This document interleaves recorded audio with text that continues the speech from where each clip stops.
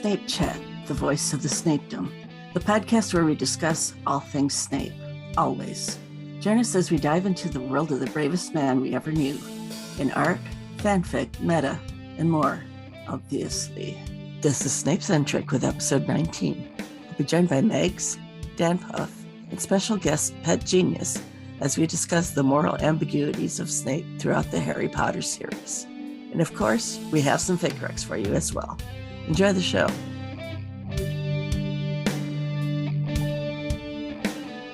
This is Snapecentric. I'm here with Danny.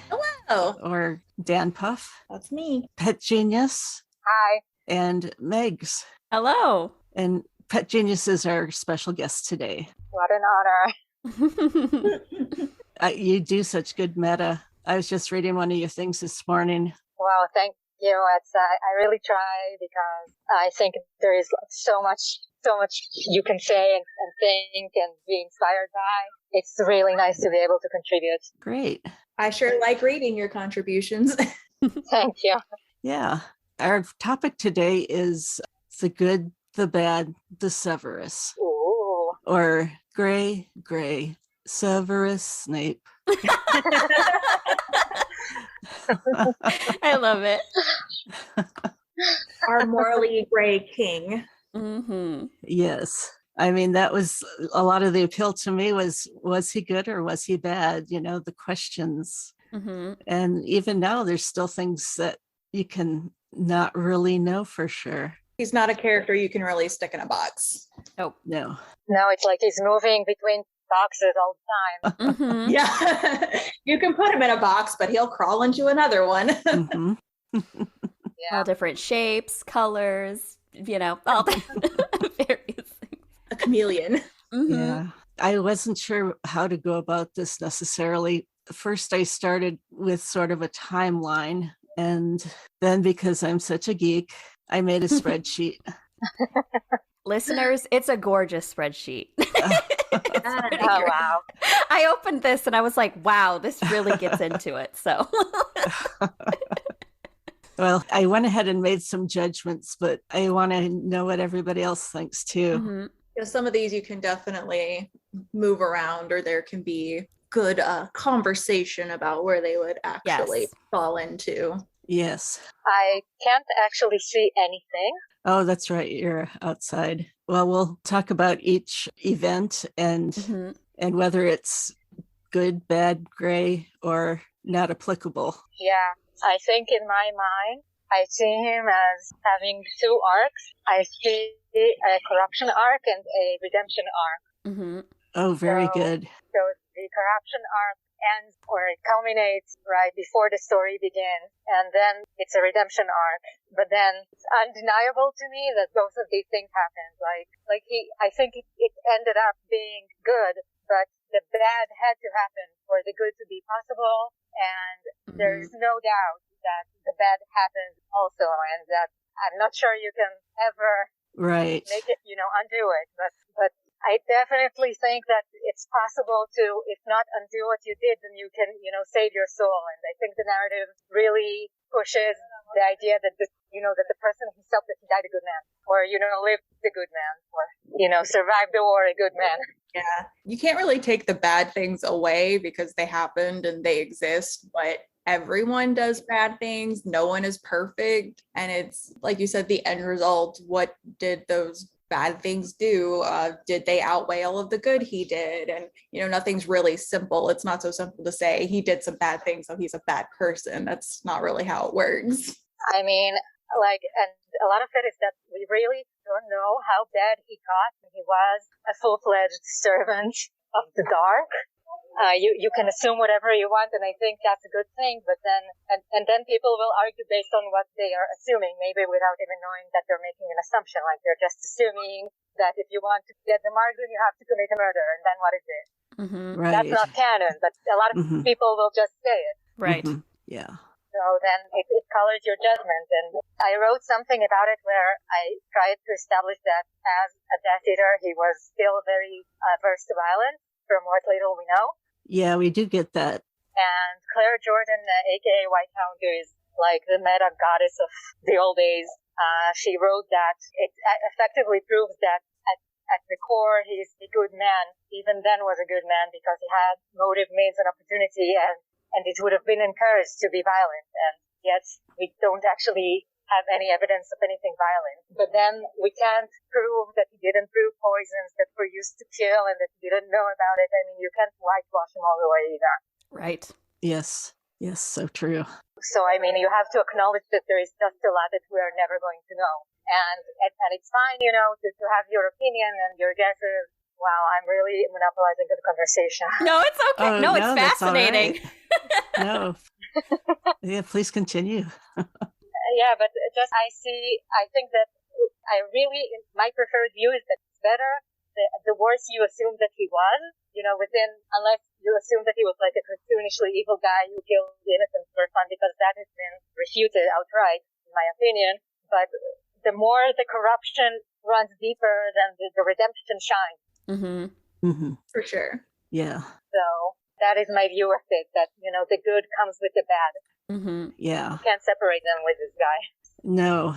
I think another interesting thing to think about is that with the Death Eaters is that they're not cartoon villains, really. Like, Voldemort was preaching a purpose, and they probably thought they were doing what was right. They weren't sitting there rubbing their hands together like, mwah, ha, ha, ha. Yeah. Combination. Like, they weren't doing that. So it like, not that anything he did was right, but it is different to think about him doing things, however extreme you think he was doing them, thinking he was doing the right thing. That's also something you kind of have to think about, is that people are not so simple. A lot of people are not out there doing terrible things, thinking they're terrible people. They're doing terrible things, thinking they're doing what's right. Yeah. Yeah. Definitely. I really think it says a lot that you have Umbridge being able to cast the Patronus spell, and it's because she does something she believes in. Mm-hmm. Yes. So in her mind, that's the right thing. And Bellatrix is an ideologue. She believes in that. She's willing to do time for that. And then Lucius, I think, is just an opportunistic person that... Yeah. Mm-hmm. I think Lucius and Pettigrew, they were just going where the power was. I agree. With Severus, it was perhaps, well, one of our previous guests said that he was probably love bombed, that when he joined the Death Eaters, that he just got so much positive attention, it overwhelmed him. Oh, yeah. So you're looking at this, these are my friends, this is my family, these are the people that welcomed me, the people that treat me well, the people that respect me. So it's also like, one, is it an issue of I'm doing the right thing because this is what I think is right, and then also I'm doing this because this is my family and I'm sticking with them and I'm supporting them because that's what family does. Yeah. And if I don't support them, I lose them and I have no one. So, yeah. Yeah, and I think that he really had a target on his back, especially from the moment Dumbledore covered up the quote-unquote prank. Mm-hmm. Yeah. And I know that if it were me, then anybody who had made an enemy out of the person who did that to me, I would have allied with. Like that. Absolutely. Especially as a teenager. Mm-hmm. And I guess probably now even. So it's just such a tragedy and such a shame that it had to come to really dying to understand. So do we want to look back at where Severus came from to have a better look at where he ended up? Yeah. If you don't mind, go back to the spreadsheet or whatever. So one of the first things that we see is him watching the girls greedily, Lily and Petunia, while he's watching them play. And I've said before, I hate that word. And the fact she uses it twice is really, I mean, what does that mean? Greedily. Greedily. Yeah. Yeah. What does it mean even? It's funny, farther along, Petunia says something with longing. And isn't it the same thing, really? I mean, he's not like, I'm going to collect this woman or this girl or whatever. I think it's more like envy. I doesn't Harry look at somebody greedily? Like, I think his mother.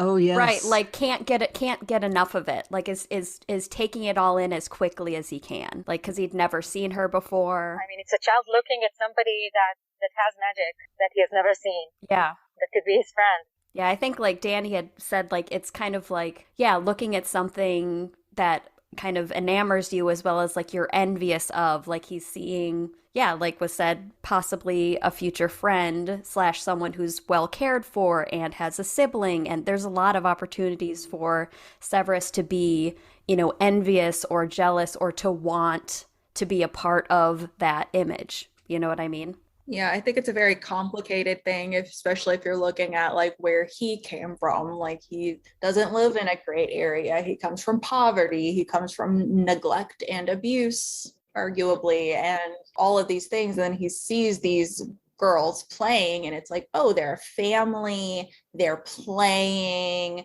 they're probably, dressed better. It's just like a view at a different life that looks nice and looks like something he might want to have, but then also in a way like being attracted to it, not necessarily, sexually attracted, but just something is drawing him in, like, I want to be part of this. So for me, the word greedily is just sort of like a mix of things, but it just sort of speaks to the degree of intensity with which he's feeling. Like something about that scene like captures him and draws him in. Yeah, it's on the edge of desperation, like wanting something so much and taking something in so intensely. Yeah. Definitely. What if he was greedy about, the magic itself? What if he wanted to learn how she was doing that? Just because, I don't want to say that children can or can't be evil, because I don't personally think so, but I just, the 9-year-old child, definitely the standards aren't the same, and it's not like you see young Tom Riddle and you see that's an evil child. That's obviously an evil child. He enjoys hurting people. Yeah, so that's a different thing. Oh, that's what I wanted to say, that antis tend to look at that word and think that, little Snape is like, wah, I'm going to collect those girls and blah. That's just, that's creepy. Corrupt and blah, yeah. That is creepy. It's creepy of them to even think that. Yeah, exactly. He wasn't salivating at the mouth. Like he wasn't like it wasn't anything like that. He's just But they want to paint him in a creepy light. Like that's what they want. So it's kind of picking it apart and making it into more. If a fucking child is, I'm sorry, I will not curse because this is going to be okay. But if a child is being inappropriate, that's a warning sign. That's not something wrong with the child.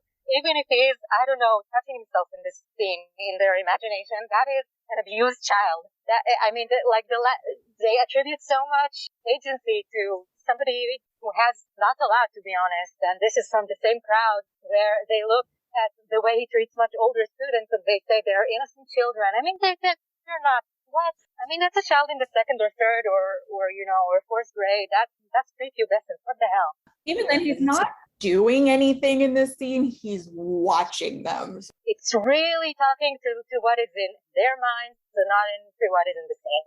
And for me, it's like, who doesn't feel greed? Like, it might be to different degrees, but we're all human. We all have parts of us that want things or different or more or yeah. Like feel things, even if you want to paint them in a bad light. Like no one's perfect, but he's not doing anything. He's not actually going forward and collecting them. That's not what he did. He didn't go snatch these girls and run off with them. Mm-hmm. Yeah, so true. I put it in the non-applicable area because I don't think it's good, bad, or gray. Yeah. That's not. Yeah. This is a nothing. Yeah. Yeah. It's just a kid. Okay, then he befriended Lily and taught her about magic. So I think that was good. It's not really. Yeah, that's friendship. It's learning. Like those are good things. Knowledge sharing. Yeah. So yeah, that's not a big thing to have a lot of discussion about, really. But then he made the branch fall on Petunia. Well, he may have. Mm-hmm. Or was it wild magic? Or right. Not wild magic. What do they call it? Uncontrolled magic. You look at what Harry does at the zoo. Was that any better than Or blowing up his aunt, it just, he got emotional and upset and something happened, like, not that it was like an intention to do that. It's just they're young and can't control their magic and it flashes out. And so it just happened to be that way and unfortunately made it look really bad. And that, and of course, all Severus could do was just be like, I didn't mean to do it. And of course, Lily's just going to be upset for her sister. And it has to be so hard to be a child unable to control those things and the amount of things that could happen. And yeah, because that showed like in his household when things would go wrong and how that affected his quality of life, with his father and whatnot. So yeah, definitely don't see it as applicable because he didn't have control. He doesn't have a wand. He has no teaching whatsoever. I do kind of want to say I could make the case for it being gray because that is coming from something. Like if he did do it, even if it wasn't intentional, it was still coming from probably really negative, gross emotions. He probably might have wanted, to get rid of Petunia. It could have come from a more negative place, which you could maybe argue would, I wouldn't go so far as to call it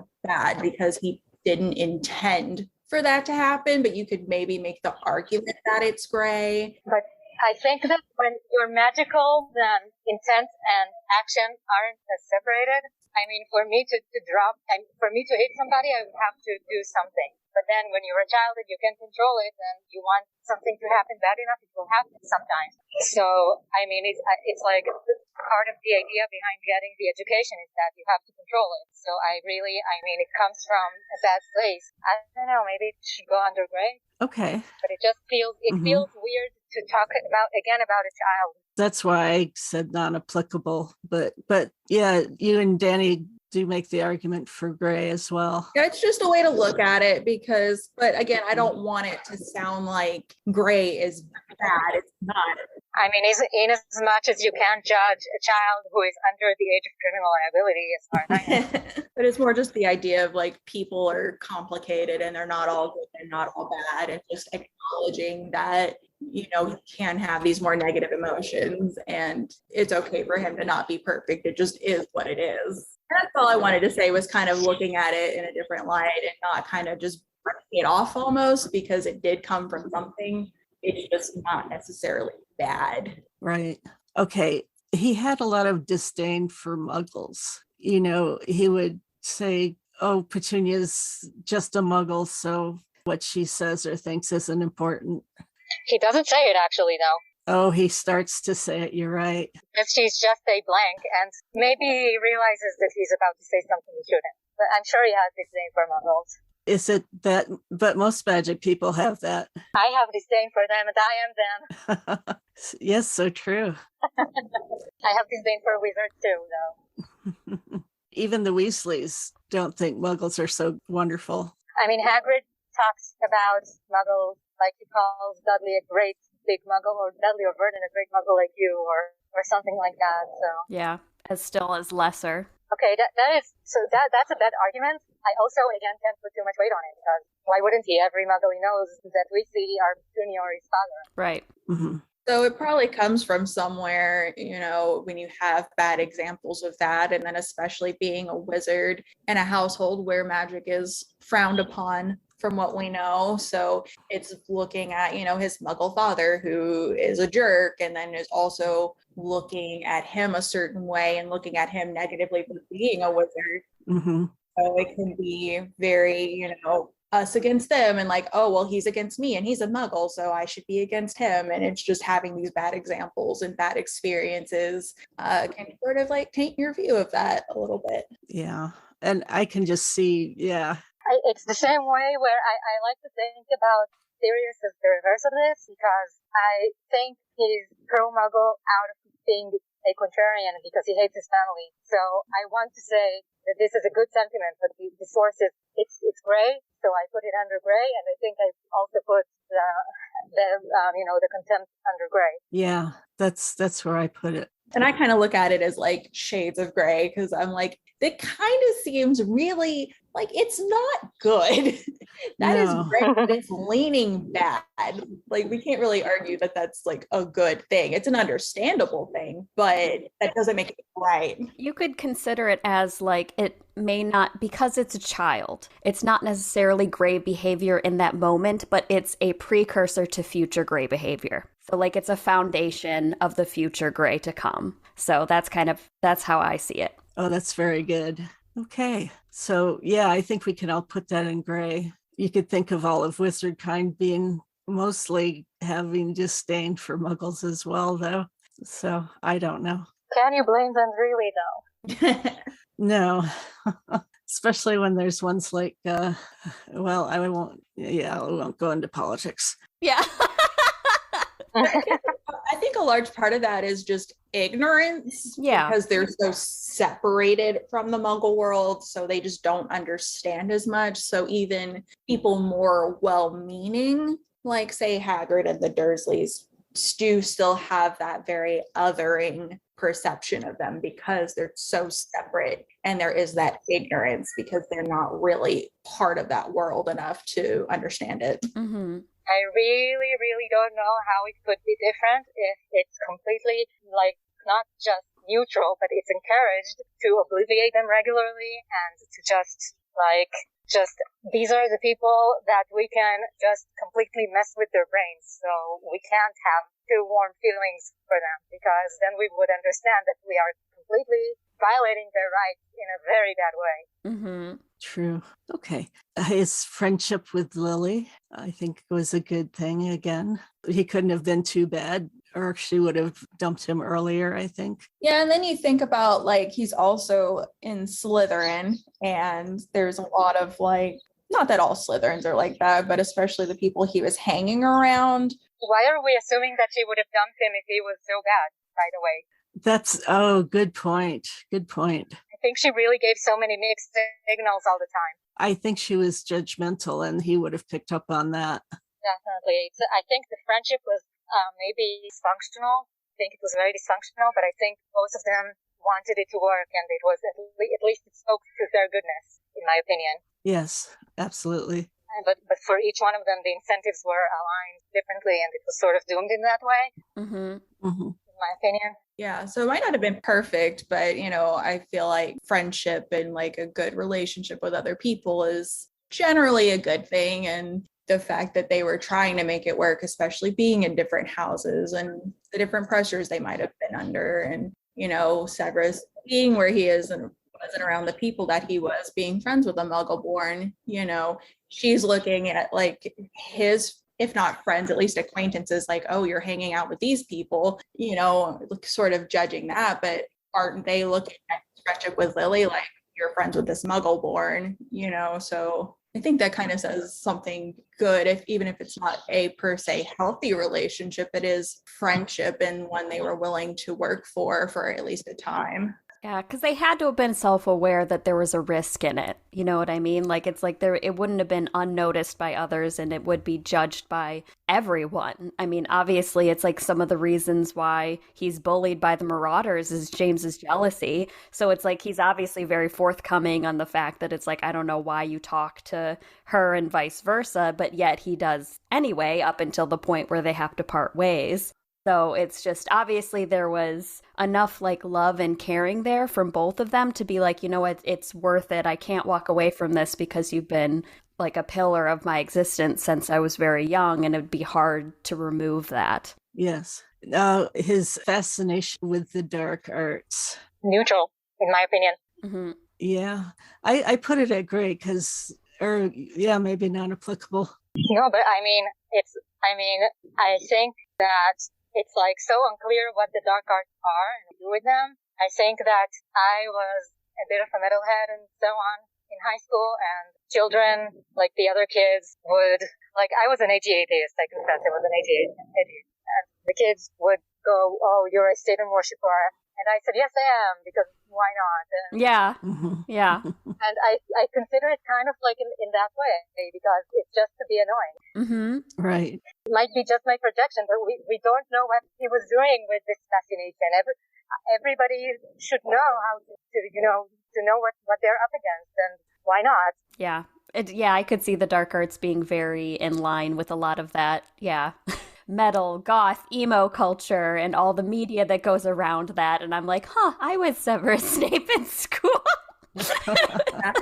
Well, there's also, fascination with the dark arts does not necessarily mean practicing the dark arts. And even practicing the dark arts does not necessarily mean it's actually bad. Mhm. Like No. It's more complicated than that. It's sort of how you're using them. Like you could use something termed a dark art for good reasons. It's the whole, Right. I mean, we see Harry practicing Unforgivable successfully, and sometimes to good ends even. And Snape uses, the killing curse to commit euthanasia. So if he hadn't been fascinated with the dark arts, then Dumbledore's death would have been painful and humiliating. Yeah. And we know Severus is someone who's really intrigued by knowledge and is very smart. So I could see him wanting to know more, especially about things that they aren't taught, or finding out why certain things aren't taught or like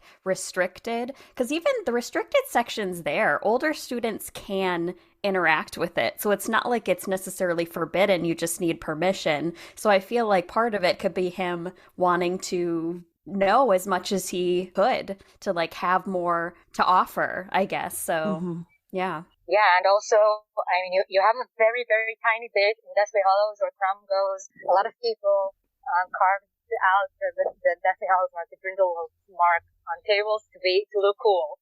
And I have to see it as, the pentagram. Yep. Which is a nothing. It's a nothing. Yep. The Anarchy A. Yeah, absolutely. It's like you want to be cool and impressive, so you take up underage drinking and you do all kinds of things that you might not be ready for, and it might lead you astray. So it might be that kind of thing, but it's either a warning sign or it's just somebody being curious and maybe intellectually above their peers and bored. So I don't know how to. Scourgify is not dark, but we see it being used to cause harm. So I have to put it as gray or neutral. Right. Sirius said that he knew more curses when he started school than most seventh years. And that was an excuse for bullying him. Oh, because James hated dark art. Not enough. He didn't hate them enough to not run around with a dark creature every month and endanger people. So he hated it when it was the wrong person doing it. I mean, James stole his spells, so how bad could they have been? Right. And again, knowing them doesn't necessarily mean he's using them. And even if he's using them, it depends on the context in which it's being used. So in and of itself, the knowledge and fascination with is not in and of itself bad. And it's like, how do they know this besides maybe like Severus kind of like boasting about all of his knowledge and trying to build himself up to a degree to seem impressive? And it's not like he would have actually done said curses in front of them. Like, I mean, who knows? Maybe he doesn't even. And it's just like all hearsay for him to come across as like stronger or badder than what he is, kind of as another like adolescent thing of that self-preservation or coming off to be something stronger than what you are, to like as like a means of protecting yourself, which it's good or bad. Yeah, that was going to be my thing, is like not even just boasting, but like what if he did use a curse to protect himself? Absolutely. Hermione says that it's basically the same thing, and who cares? I think his fascination with the dark arts throughout his life is one of the most interesting things about him. I agree. And I can see that being a reason why he wanted to be the defense teacher so much, because I'm sure he could be like, who knows more about this than me? Nobody. Like, not that I'm here to teach these kids how to use it. I'm literally, if we're going to get these kids ready to defend themselves against something, they need to understand it. And who understands it better? Lockhart? I don't think so. Like, I've been studying this since I was born. Literally, as soon as my ABC book, and then I graduated to D for dark arts. I mean, he does show some good things about his knowledge, and when Katie Bell was cursed, or when Dumbledore put on the cursed ring, he was able to use that. He was, in fact, who they turned to for those things. That's right. How do you fight against it if you don't know what it is? Right. Yep. Yep. Which then can go back to, oh, we hate Umbridge so much because she's withholding knowledge. It's like, well, then we're going to hate Snape for having all this knowledge that they should have had. So, yeah. Okay. So I think we all can pretty much call that gray. Yeah. Mm-hmm. Okay. Yeah.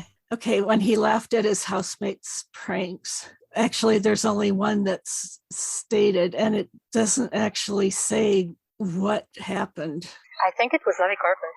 It's my pet theory. It's a pet theory, if you will. Oh, that's good. Yeah, because I know that people assume it was Imperius because a Mulciber was associated with it. But the defense that he uses is word for word what Ron uses about Levicorpus. And I think he would really want to defend his own spell also. And I think Lily looks better if you assume that she's laughing at him because he's getting a taste of his own medicine than because of what is happening per se.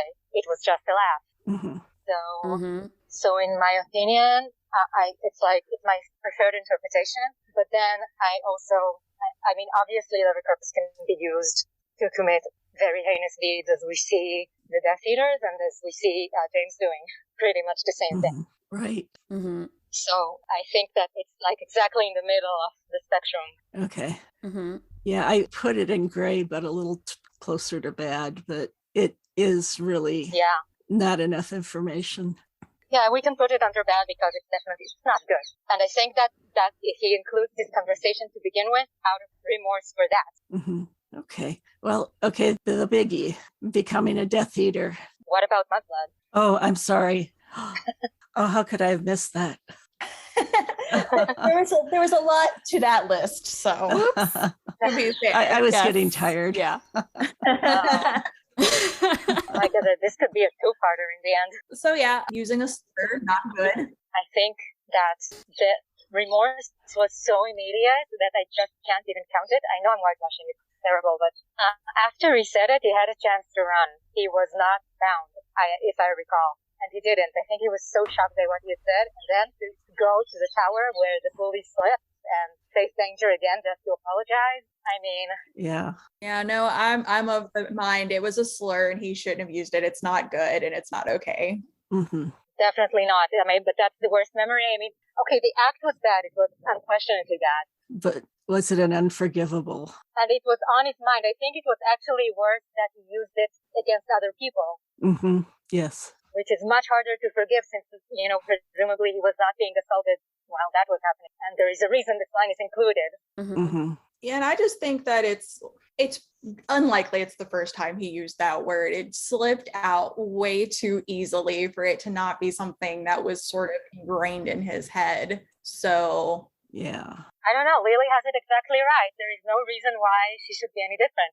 If anything, then she's the one who, quote unquote, owes him something as his friend to try harder to protect him, but nobody else deserves this. Nobody deserves this, period. But I mean, it's just so hard to, why would you go around calling people that? Yeah. So I think we can all agree that was bad. Yeah. However, it was not unforgivable, like looking over the whole of his life as some antis do. Mm-hmm. That was obviously unforgivable for Lily. Yeah. Yeah. I would have forgiven it, by the way, I think. Yeah, I think it's not out of the realm of possibility that it could have been forgiven, even if she might have forgiven it in different circumstances even. But I don't think it's for anyone else to say that she should have or shouldn't have forgiven him, because that's just like telling someone else that their friend used a slur against them and they should or shouldn't forgive them. That's not up to you. That's up to that person. Right. Yeah. So that's under bed then. Yeah, definitely. Okay. And then at some point he became a Death Eater. Not good. Yeah. And that's bad. Not good. Definitely. Not ideal. No, that's definitely bad. I mean, I can't even put it under gray because whatever you say, he wasn't a child. Yeah. So Yeah. it's not something that you can just say, I won't do it again. You have to do something to fix it. Right. Yeah. Yep, that's bad. Yeah, definitely bad. And one thing I wonder, I'm sure we all do, because there's absolutely no information about what he did as a Death Eater. Did he create poisons? Or, I mean, maybe he had to outright kill somebody, maybe not. I feel like a part of it, what I take away is when he first comes in contact with Dumbledore, the amount of loathing and disdain that Dumbledore has for Severus has to come from a point of him having knowledge of some of his behaviors and actions and why he holds over him. Like, do you want to be a better person? Do you want to make changes and do something better? Then come to my side. I feel like he has knowledge of some of the behaviors or actions or had seen things. I mean, being part of the order of that time and things moving forward, like, I'm sure there were plenty of terrible things that he did. That was just, it's we can hope for the best, but also, like, it's easy to, assume the worst. Like, I feel like Dumbledore wouldn't hate him so, like, it's so, you can taste it. Like, you can taste the loathing he has, and I feel like Dumbledore wouldn't hate someone so much if he didn't do completely unforgivable things, and yet he still gives him a chance.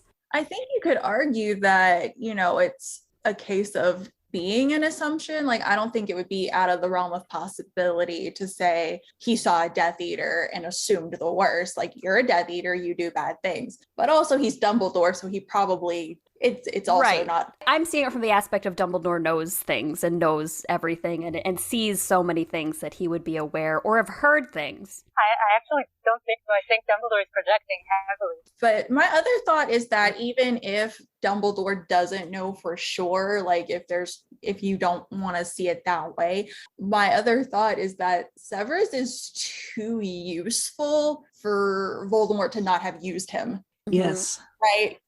He has too many skills and too much knowledge for that to have not been put to use. Yeah, especially for being a half-blood, like, to have been accepted for being a half-blood, even though, we'd assume everyone knew that Voldemort himself was one, or even if they didn't, like, everyone was so focused on pure blood culture, and yet he was an asset and a tool and respected by at least some of them, I think that I really don't agree with this. I think Voldemort sent him to get a job that he knew was cursed and saw him as disposable and saw him as someone Dumbledore could possibly hire. And Dumbledore's disdain comes from projection or out of the knowledge that Severus would react to that he would want to impress him, or out of the assumption that he's so desperate that he doesn't have to play nice.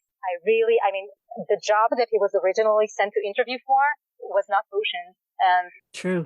To send him to that, then it means I don't mind being rid of you in a year. Oh.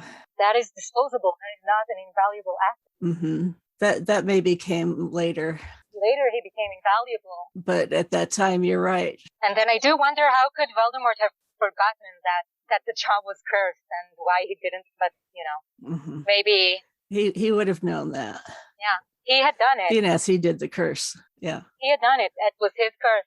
Maybe the assumption was that he would not continue to be the teacher for more than 1 year anyway, because they had made an arrangement that he would become headmaster. So I don't know, the terms of the curse weren't, he thought that they had circumvented it with. At the time, it doesn't speak to me that to his, invaluability. What is the word? Yeah, invaluability. And then, he came with the prophecy, and that made him possibly invaluable. Yes, and that's the next thing on our list, is giving the prophecy to Voldemort. And I think we can all say that was a bad thing.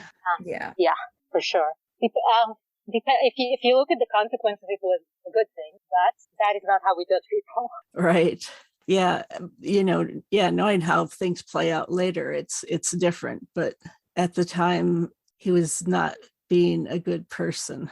I don't know. That's a weird way to say that. Of course, then when he finds out that the Potters are targeted, he asks Voldemort to save Lily, or to spare her, when he goes and kills the other Potters. I can understand that. I don't think it's that he wants them to be killed. He just wants Lily to live. Yeah. But then he immediately goes to Dumbledore immediately, so then... Right. I mean, you can't do anything more than that. What is he? Is he supposed to say, don't kill the child who is going to destroy you? Is he supposed to say, don't kill the guy I hate? And just a personal favor to me. What he's doing, I don't know if it could have been any different. Yeah, and I think in moments where you're like panicking and you're really upset, like you're not sitting there thinking everything through all the way. You're thinking of, what needs to be done and what your priorities are. And you can make the argument either way, whatever his feelings might have been towards James and Harry, but they weren't the point. It's either you don't care or they just weren't as important as Lily. Like his first thought is, that's my friend and I need to protect her, so he's asking Voldemort to spare her. He's asking Dumbledore to protect her. Like she's the priority because he's not doing well. Like all he can really think of is what's most important, and that's what that is the prospect of her not being in the world anymore. I don't know, I put things in such weird ways. And then I think if you look at didn't include James and Harry, like again, I don't think that's necessary. It's not good, but I don't know that it's necessarily bad either, because like I said, they're not the first thing he's thinking of. Yeah, exactly. And had he had more time to sit there and really think about it, like he might have come to different conclusions. Like we don't know, but they're in a war and he's panicking, worried about his friend. Like that's what he's thinking about. I don't think it necessarily is bad that he wasn't thinking further than that, because you can't really expect someone to be all the way in their right mind in a situation like that. And his empathy at this point has to be kind of skewed based on what his life has been like for, several years and the exposure he's been to. So to have that one ember of, to hold on to that was Lily, everything else was easy to disregard, I feel like. And I'm sure he was emotional, so he wasn't really thinking about what he was saying. He was just like, oh, whatever, like, just protect her. Like, I don't care, whatever. Like, I think that Dumbledore put words in his mouth there and made it sound like, oh, yeah, you want them to die, right? Definitely.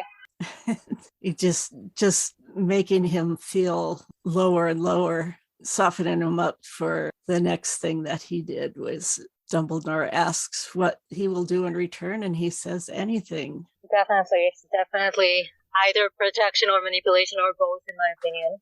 And it's so that we know why he tried to spare Lily. That is a way to cram in information. It's to tell Lily, to tell Harry how come he was the boy who lived, and possibly why he resented him all this time, because he actually gave him his claim to fame. Oh, true. Mm-hmm. I mean, we need to find out this bit of information. So this is how we're finding it out, and that's it. Mm-hmm. And then I don't know. Dumbledore is very great himself, and he should be protecting his own people without asking for favors. So yeah. So what is he saying? I will not protect them if you don't give me something in return. That is disgusting. It is. Yeah. I don't know. The way he played Snape throughout the rest of his life was just, it was so severe, I think. But then we don't know that Dumbledore wouldn't have protected them. But he also needed, a spy fell into his lap, so he take it. So, yeah, even though that's a great thing for Dumbledore to do, it was still for the greater good, as they say. Okay, so then he becomes a spy for the Order and basically a double agent and risking his life because, if he was found, he would have certainly died a most painful death. Yeah, for sure. Like undeniably, that's very good. And for me, even looking at it as like coming to the realization that he was on the wrong side and having to like admit to himself that he was on the wrong side, and then making the decision to do better and to actively work to make things right, and in a way that was dangerous. So spying, and especially on Voldemort and the Death Eaters, like they're not going to take that lightly. A quick death would be the most he could hope for, but I doubt they would treat a spy so kindly. So it was a big risk. And to do so, like to have to come to that realization and to make those changes so soon and to be so dedicated to making things right, it definitely says a lot about who he is as a person to be able to make those changes and do the right thing. Yeah. I wonder how they knew that he would be able to occlude all this from Voldemort. The fact that he was actually working for the other side. I like to think that Dumbledore taught him, but we really don't know. Oh, that's good. And I think it's just, Severus is obviously someone who's very skilled and knowledgeable and who seeks knowledge and who seeks power even to an extent. So wanting to, and also looking at it as wanting to be able to defend himself. So it could be I like to imagine he's like self-taught, like he was just so determined to do it that he taught himself how to do it. And I don't know, I feel like people knew, even if not everyone knew and appreciated it the right way, they could at least see that he was someone who was hardworking and someone who was determined and who had skills and who had value, even if they were looking at it as how can I use this, as opposed to just like appreciating everything he can do. I don't know that Dumbledore necessarily cared if he would live or die. He showed that he doesn't care when he was a child.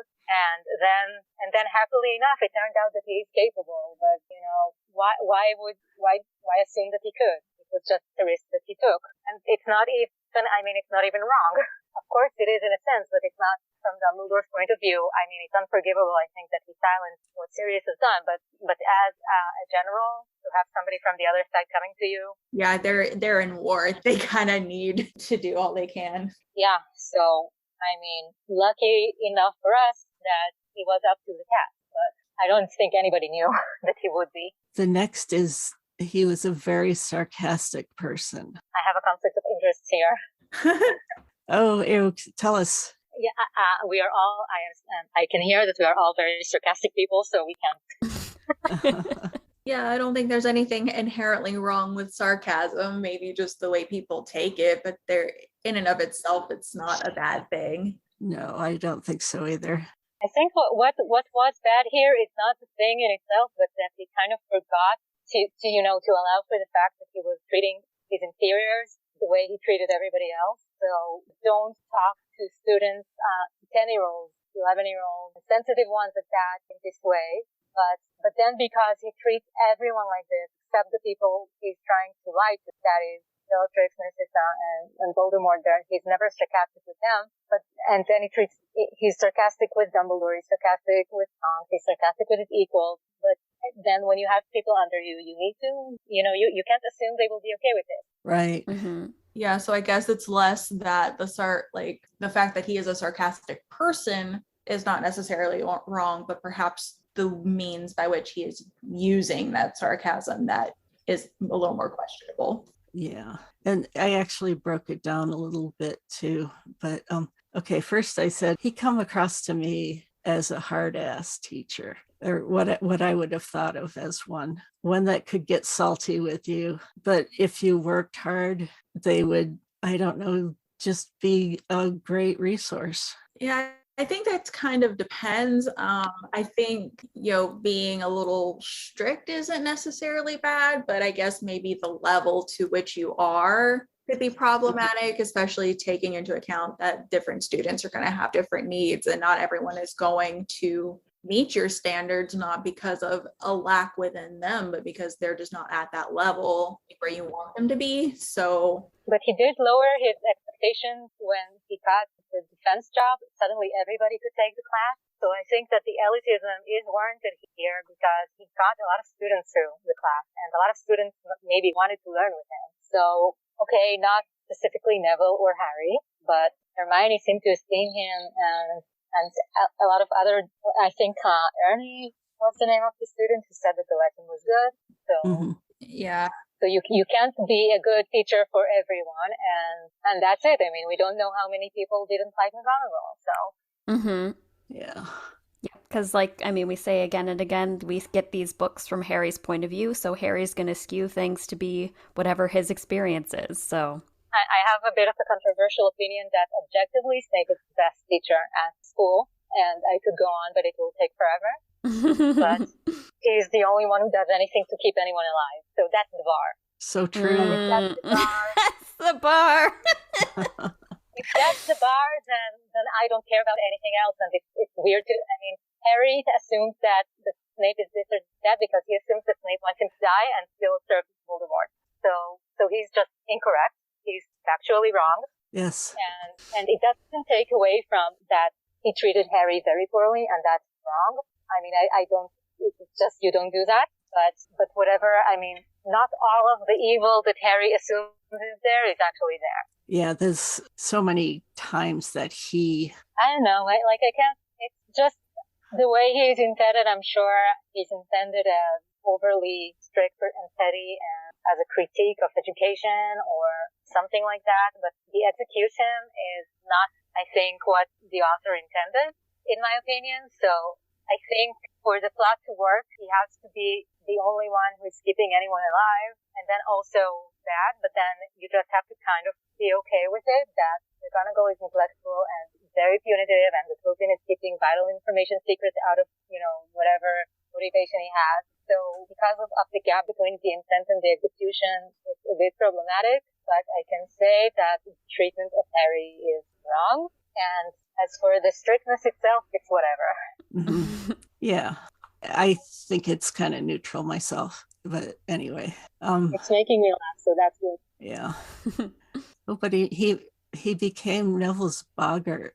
Isn't that a horrible thing? And he killed Trevor. Good. Oh, Megs, I don't know if you've heard of the latest ship, Ooh. Snever. Oh, long ago. Oh, okay. We love Snever. Yeah, Snever. Anytime I see Snever fan art, I'm just like, this does everything for my soul right now. Yes.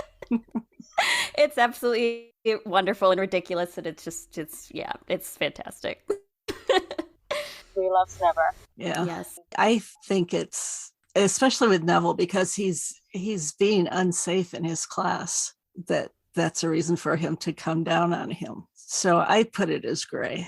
The only issue I have with that, just because of the person that I am and how I feel about animals, I don't see there's any reason why he would, even as a means of motivation, to say like, oh, you better do this antidote, right? Otherwise I'm going to poison your pet, something that you have an emotional and love connection to, that puts you through all this stress of trying to save it. And if not for Hermione's help, Snape sees it and knows that Hermione's helping and gives her the stink eye.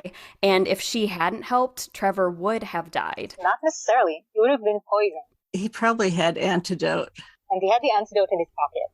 But he can't have known how he would have reacted had the potion. But he knew what the ingredients were, and he knew the mistake that he had made originally. I mean, to assume that he would have killed an animal. Well, it's also assuming that he would save it.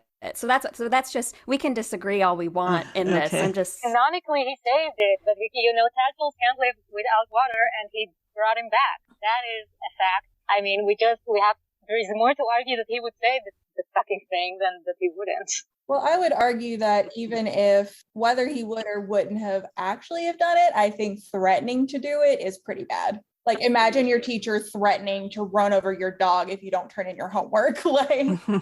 That's not it. Don't bring it to class. Yeah, don't bring your dog to school. I guess we know why Trevor was in that classroom, though. Yeah. Yeah, he was going for Snape.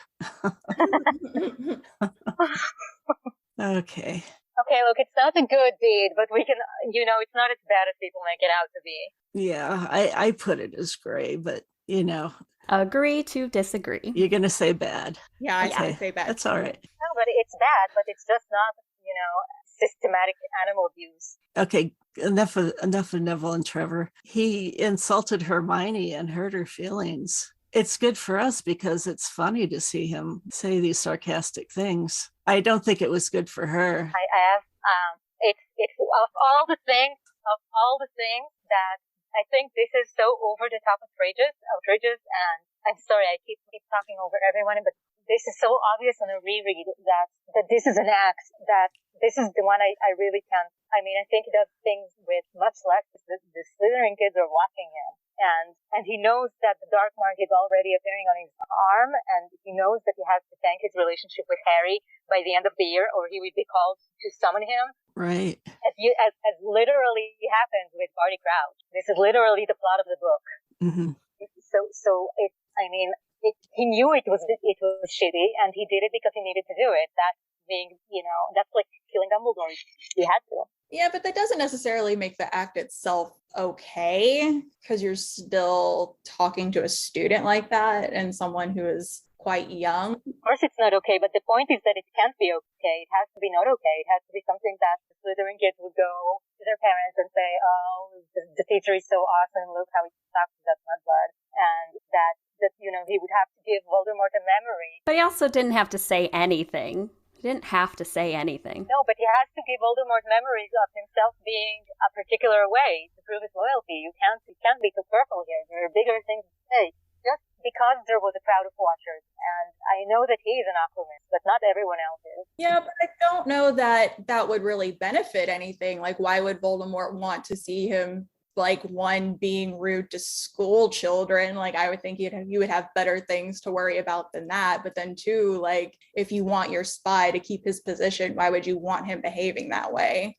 I think you can't take any chances. I think you have to have something to show. This is the person who threatened Quirrell and stopped him, and Voldemort might be actually thinking that Snape put him up to going to the Potters and getting murdered and, murdering himself. You just have to have something good to show. And if Harry had been at all able to trust Snape by the time Voldemort came back, then he would have said, hey, bring him. He had to tank the relationship without actually hurting Harry.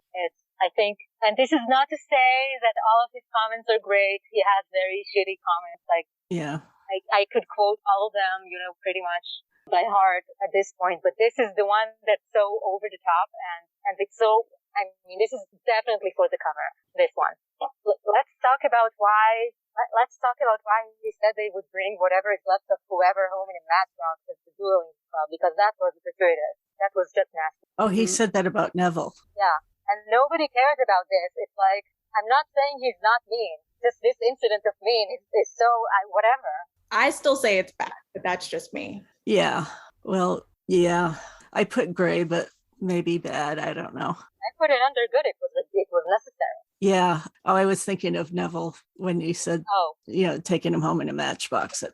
I flipped back up there. No, that's bad. That's bad. It's why say that? A child who never dueled before. Why do you expect him to? Yeah, but both of these are unnecessary and mean and bad.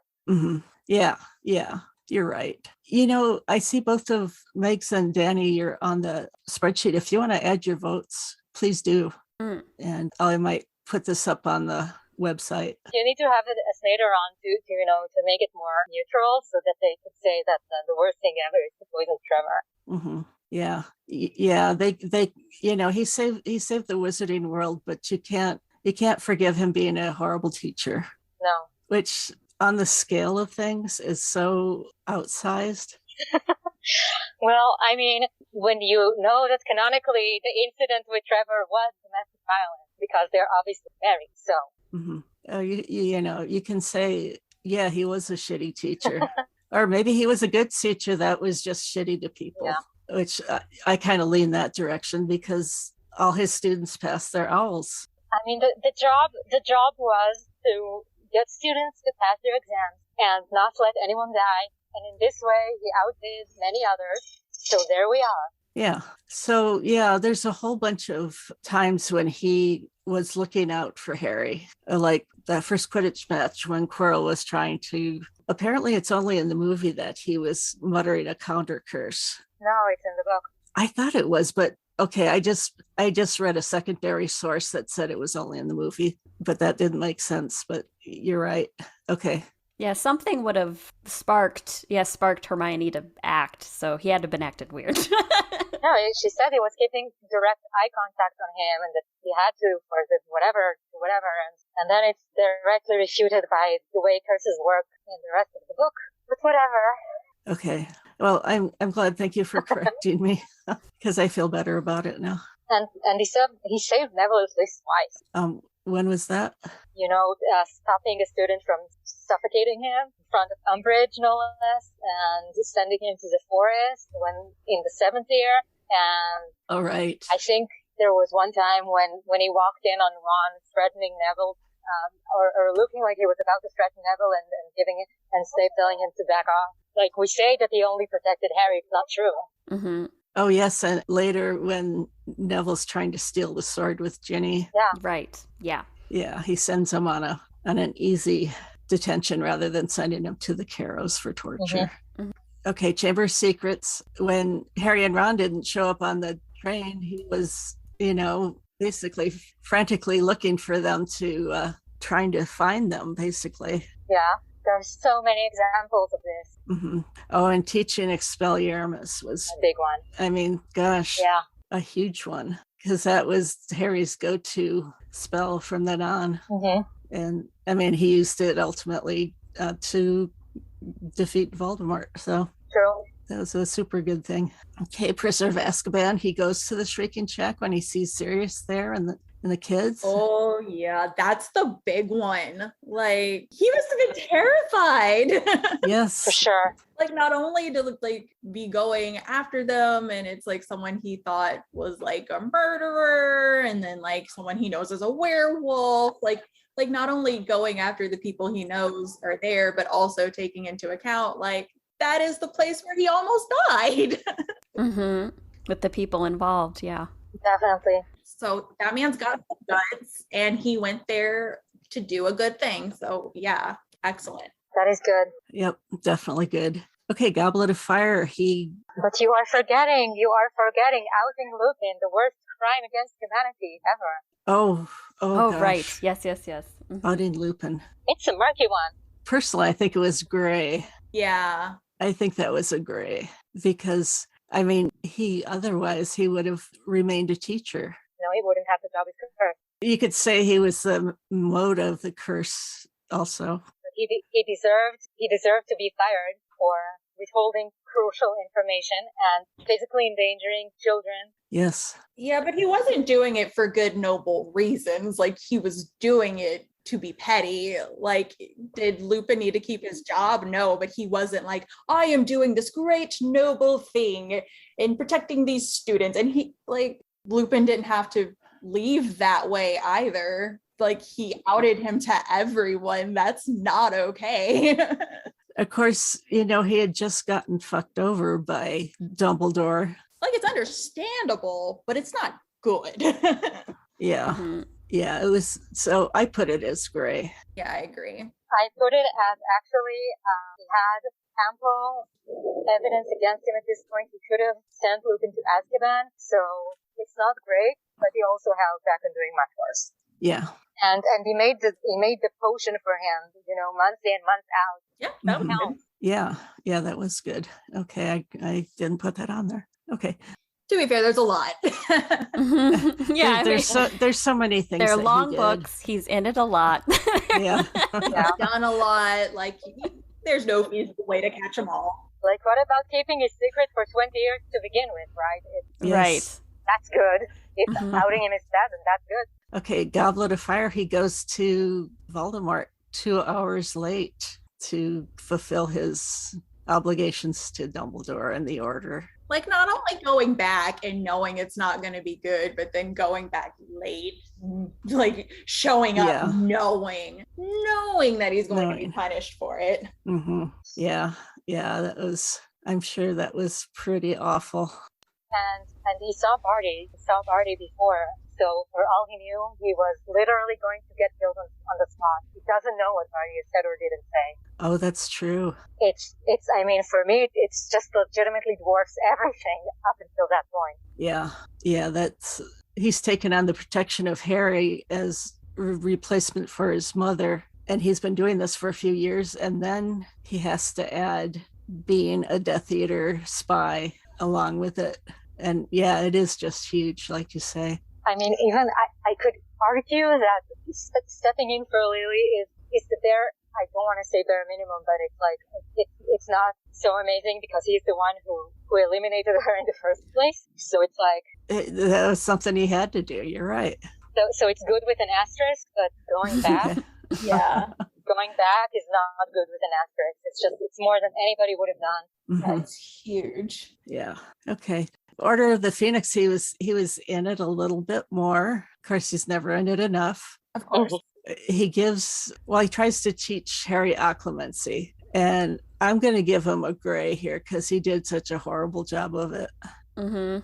Yeah. that really not being able to get over. Yeah. I feel like he tried in so much as he showed up, and like he tried to the extent that he could, but there was just too much baggage there for him to really give it what he could. Like, had he been teaching, say, Draco or anyone else that he didn't have that weird baggage with. So the fact that it was Harry, like, it was good because it needed to be done and he showed up. Like, he did put some effort into it, but he couldn't stay level-headed enough to do a good job with it. So I would agree that it's more of like a gray area. Yeah. And I mean, equally difficult too on Harry's point of view. He's dealing with Harry, who this is his angsty book. I mean, he's being a dicky little kid too. So, I mean, it's like Snape's only going to have, like, he's only going to have so much patience in this. Like, it's like, you're not taking this seriously. Why should I take this seriously? And it's just all around a bad situation. Just bad choice, not good. But Dumbledore always makes great decisions. Yeah. So... Oh, you mean he's human too? Just because you failed doesn't mean that you tried is not good. Yeah. It shouldn't have been so. I mean, maybe he had to be a major asshole because you can't teach a fluency without provoking. Maybe it wasn't a method or something. Maybe that's how Dumbledore got him. God knows. But he tried. He tried and failed. Yeah, tried and failed to do many things. I still give him a gray on that one just because he did it so... Yeah, I think it's gray. What's the damn word? Poorly. With regret. What's the word? I can't think of the word. Dang it. Anyway, he did it in poor faith, I think. Yeah. I think we could say that. Okay, he did give Umbridge fake Veritaserum. I have to say about Occlumency, though, that Voldemort is literally there, possibly watching. That's true. Yeah. That's true. But in that case, why have him teach Harry if it's that much of a risk? And I mean, he's on a razor's edge. It's not just being tested because of emotional stress. It's literally, what are you going to do? Are you going to look like you're earnestly trying? It's really impossible. You can really go both ways with the interpretation here. Oh, that's good. Yeah, because initially the reason why Dumbledore didn't do it, like he was avoiding Harry because he didn't want Voldemort to get into like Dumbledore's space. So it's like he's putting him in, like, yeah, he's putting Severus at risk for a lot of things in this, situation. So yeah, I think it's definitely a line of him playing a part and yet, showing that he's attempting to appease two powerful people, and that's really hard to do, at the same time. So yeah. True. And he runs in the middle of the class to help somebody who is screaming, and it ends up Trelawney, but he does it. I mean, he does many things, and most of them are good. Yeah, that's true. Oh, we forgot him going up 4 flights of stairs to, or 5, I don't. In Goblet of Fire, when Harry drops the egg, he's like up there in his gray nightshirt and no time flat. He must have the greatest glutes. Outrunning a hippogriff, ladies and gentlemen. Yeah. Yes. Okay. So yeah, he did give Umbridge fake, I call it Veritaserum, or is in Vino Veritas. I don't care. Anyway, yeah. So one time when Harry's in deep, he fakes it so he can, not tell the truth. And good. And then when he finds out, that the kids are going to go to the ministry, he alerts the Order of the Phoenix. Yep. Yeah, he did what he needed to do. And he told Sirius not to go, and Sirius did. So I think that was a good thing. But Sirius, being the impulsive man that he is absolutely going to listen to Severus Snape, no matter how rational of a suggestion it is. I mean, even disrespects Dumbledore. Like, so it's, what are you going to do? Yeah. And that takes us to Half-Blood Prince. And first he saves Dumbledore by containing the curse and slowing it down, which of course is a good thing. Yeah. Yes. Gives them time to plan their strategy and prepare.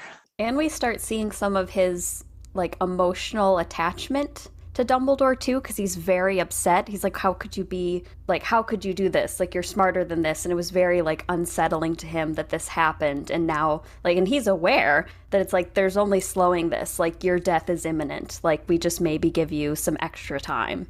And we start seeing him have like some real compassion and emotion for someone who doesn't necessarily deserve it, but he's frustrated. Yeah. It's a very human thing. Like, you're seeing the humanity and the connection to other people and having care for that. So that's good, of course. And then he kills Dumbledore. Yes. Yeah, it's something I think that damned him in the wizarding world from then on, but did so much good. Yeah. It's what needed to be done. Dumbledore was dying anyway. It saved his cover. He saved Draco's soul, which was also on there. Like, there was so much good that came from doing it, even if initially it obviously looks very bad.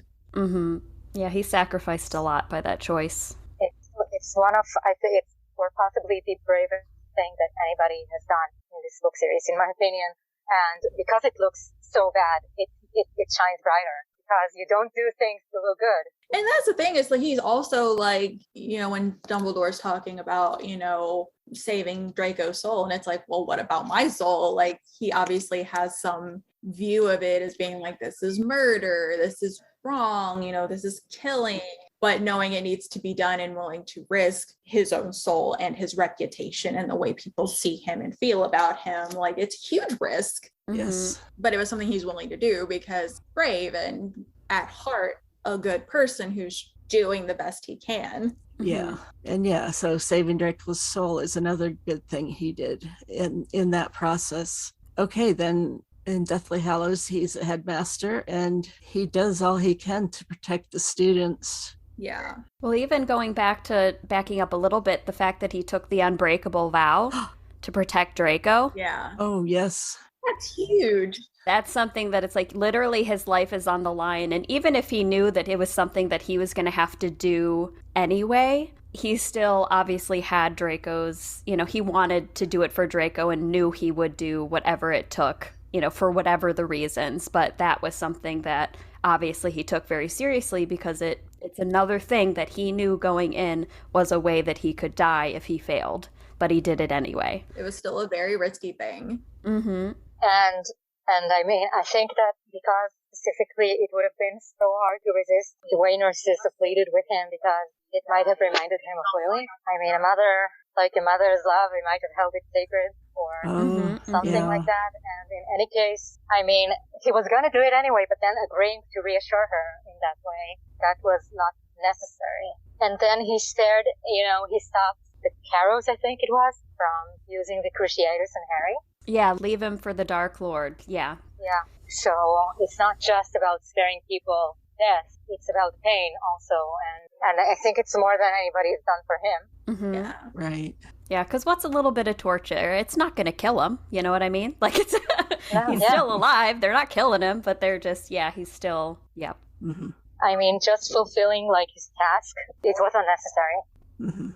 And then he protects the students from the Carrows when he's headmaster as much as he can and maintain his cover. Yeah, and it's obviously not perfect because, he's got to protect his cover and they're Death Eaters. Like, he can only do so much, but the fact that he's still putting in effort to do what he can to minimize damage while he's there, while under so much stress and trying to run the school and also being a Death Eater, like, it was a lot, and he was still taking that extra time and care and thought into doing as much as he possibly could, even if it wasn't perfect, because he does still have to worry about his cover. So that was another huge thing, is every time he did try to minimize it, that was still risky to do, but he still saw it as being worth it and doing it anyway. Yeah, there was watching Charity get murdered and eaten and trying to save Lupin, and it's like walking such a fine line. Yeah. Where we see that he tries whenever he can and not trying when he can't, even though it must have been excruciating. Yeah. Delivering the sword to Harry. Yeah. And somewhere it might be Fanon that maybe he summoned Ron in some way. Oh, I think that's a fic. never mind. Probably. That was just very fortuitous that Ron showed up because of the Horcrux on Harry's neck. And then he probably skipping over a thing or two here, but I mean, the way he went to the Shrieking Shack before he did not die. I mean, assuming that there is this theory that he was playing both sides, which I find just ridiculous. Yeah.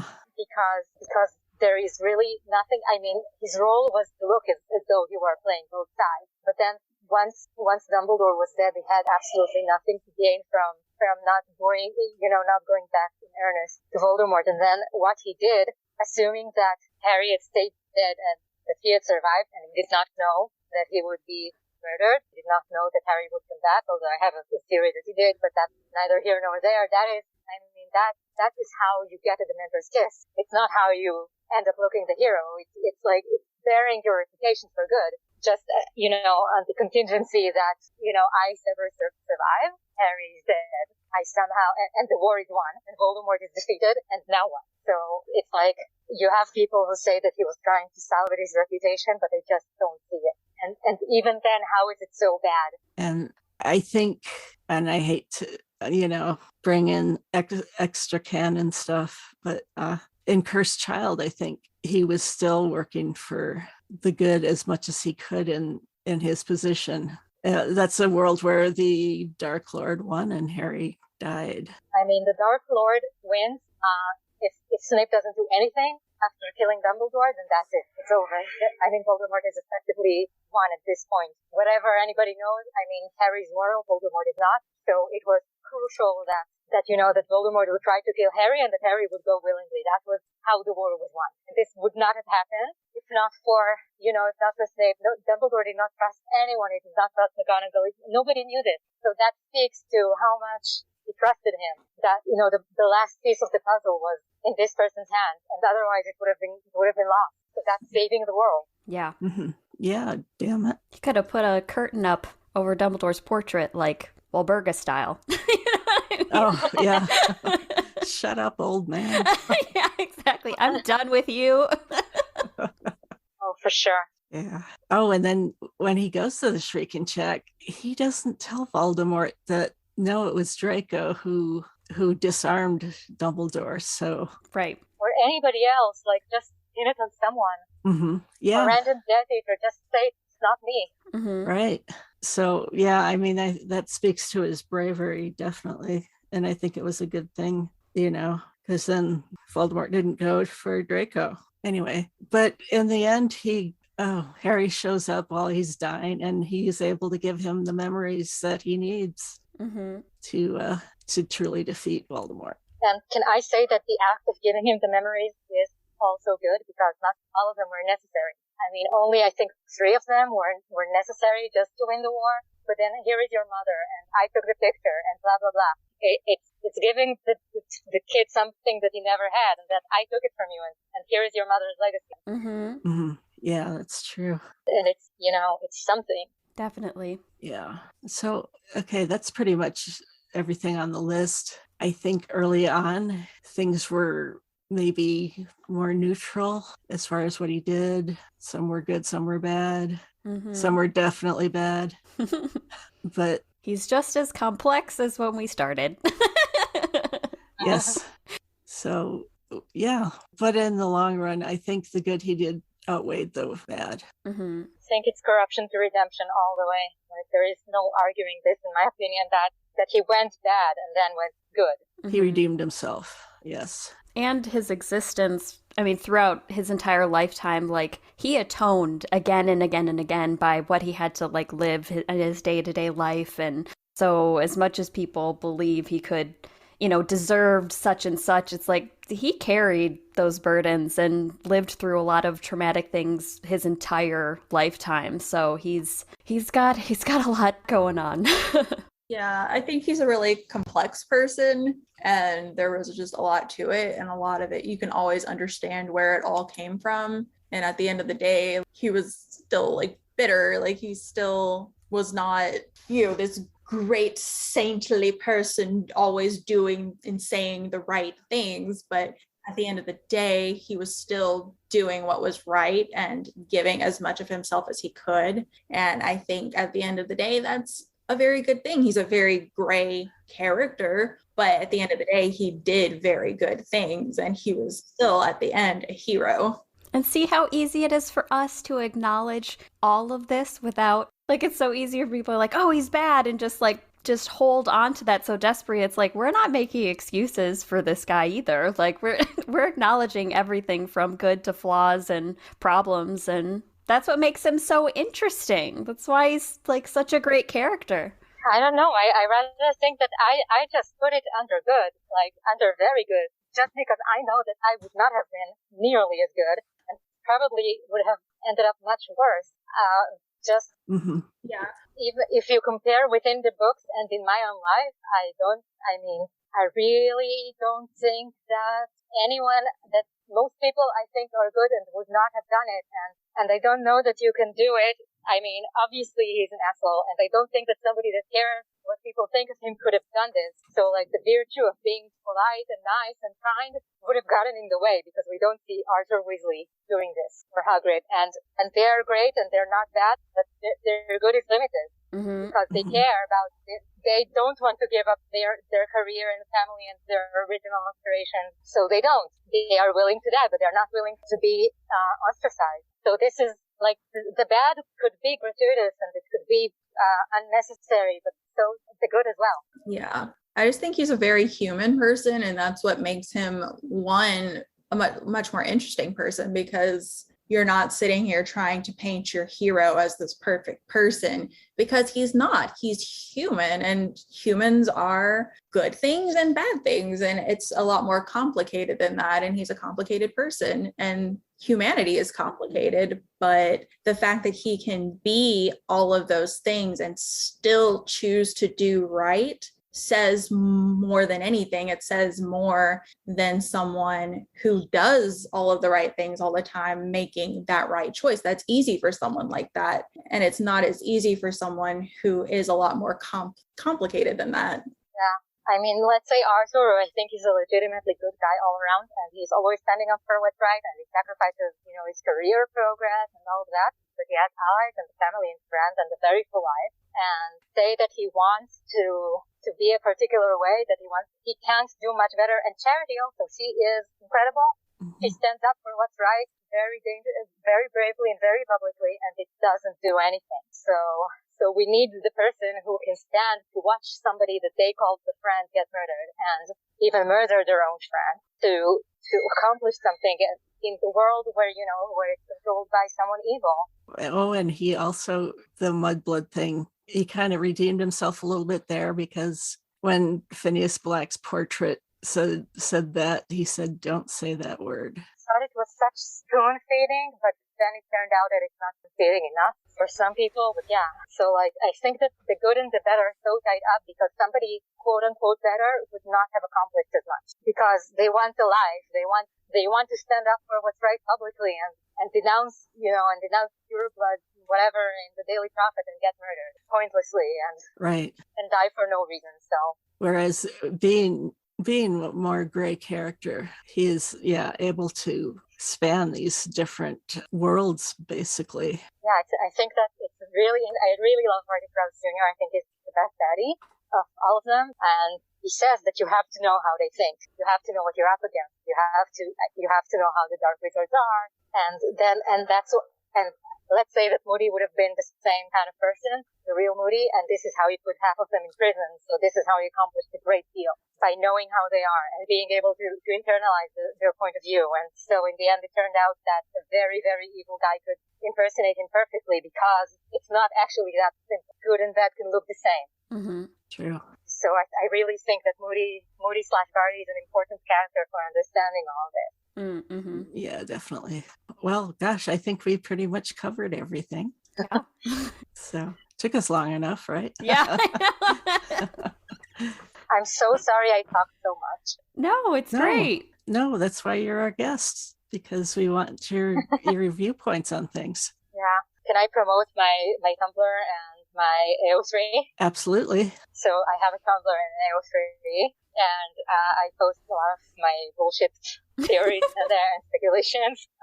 So it's pet_genius. I'm not sure if it's an underscore in Tumblr, but definitely on AO3. Mm-hmm. And all of my thoughts are there. Okay, we'll link that on our website. Thank you. And thank you so much. Yeah. And that reminds me, we also have a few fic recs. So if anybody needs to leave right now, that's okay. I know, Megs, you have a show coming up that you need to do. I should probably peace out, but thank you so much, Pet Genius. This was thank great. You. Good luck, Meg. Thank you. And Danny and Kat, it's been a while. Meg. It was a lot of fun. So thank you. All right. I will talk to you all later. All righty. Bye. Bye-bye. Bye. Okay. I have to peace out in a couple of minutes as well, but oh, okay. I want to hear what. Okay. I just have some that feature a morally gray Snape. Okay, the first is The Shadow and the Soul by April Feldspar. It's a Hermione work in progress. I never heard of that one. After barely surviving Nagini's bite, Snape finds himself cast in a marriage of convenience with Hermione Granger, of all people. Could it be just unfortunate circumstance or the beginning of something more? Ooh. Okay, the next one, and I've read this and I highly recommend it. The first part is called Ob Intra, and Ob Extra is the one that is still in progress, but is almost completed. Might be complete by the time this show airs, actually. Fingers crossed. Yes. Yes, it's a snare. It's great. Severus Snape has been in prison for the past 6 years, but it's not what you think. Life in Azkaban is never boring. And then Harry Potter starts visiting. Okay, so that's Ob Intra. Ob Extra, after 7 years in Azkaban, Severus is finally free. Unemployed and homeless in a world that has moved on without him. He has no other choice but to try and rebuild his life from the ground up. In the process, he will have to endure a cursed apartment that breaks its own furniture for fun, a remarkably round owl called Brittany Spears, and Harry Potter, who's obsessed with the potion that does not exist and has a soft spot for floral patterns and nail polish. And it is so good. Canon. Yeah, absolutely. Okay, then Escapism by Once Upon the Tides. This is another Hermione. Wait, I have to recommend something, and then I have to go, but I have to recommend. Okay, so everything by Maria de Salinas, but I specifically am reading right now The Bull and Cross, but the prequel I read to the end, and it has a very gray, like realistically and in character gray Snape, and it's just one of the best fics I've read. And so is The Bull and Cross, and everything by Maria de Salinas is very in character, in my opinion. Oh, that sounds great. And very morally gray. Which is so interesting. So, thank you for having me. Yes, thank you, Pet Genius. I'll talk to you soon, hopefully. Okay, take care. I hope so too. It was fun. Okay. Thank you. Bye-bye. Bye-bye. Okay, I just have a few more here. Escapism by Once Upon the Tides is a Hermione work in progress. Time, space, magic, and even fate are all relative. When Severus Snape is thrust into a situation where he learns this very quickly, can he stay in control? Will he want to? Hermione's life has set her on one chaotic ride after another. What's one more? Okay. And then Changing the World Always Starts with Ourselves by P. Kawai, I think. It's a snack. A 10-year-old Severus Snape finds by accident his mother's old trunks from her Hogwarts years. With no love lost for his parents and with a wine, books, and an isolated life, he spends his days studying and practicing charms and spells that can give him some comfort, changing the way he lives and enjoy his life. Watch him grow up into a different person, influence the people around him, change the future of the world, create a new era for potion studies, but still killing people with his snarky mouth. Nice. Yeah, it sounded like fun, I thought. Yeah. Okay. So, Danny, thank you for joining us. I really appreciated your input. Sure. Thanks for having me. You bet. All righty. We'll talk to you again. We got a hairy thing coming up, or snary, sorry. Nice. We got a snary show coming up, people. So I know I'm excited for it. And then a Hermione at some point also too. So, okay. All right. Thank you very much. Thank you. Take care.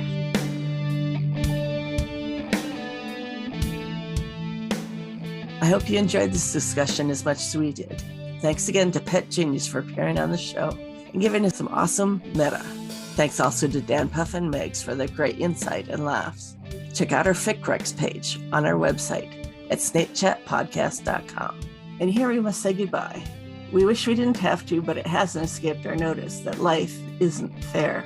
Like us on Facebook, follow us on Tumblr and Twitter, email us or leave a voicemail. We'd love to hear from you. Support us on Ko-fi to help defray costs of production. Many thanks to Nix for continued work on our website at snapechatpodcast.com. Be sure to check out the Care of Magical Shippers podcast. Thanks for listening. Until next time, stay snarky.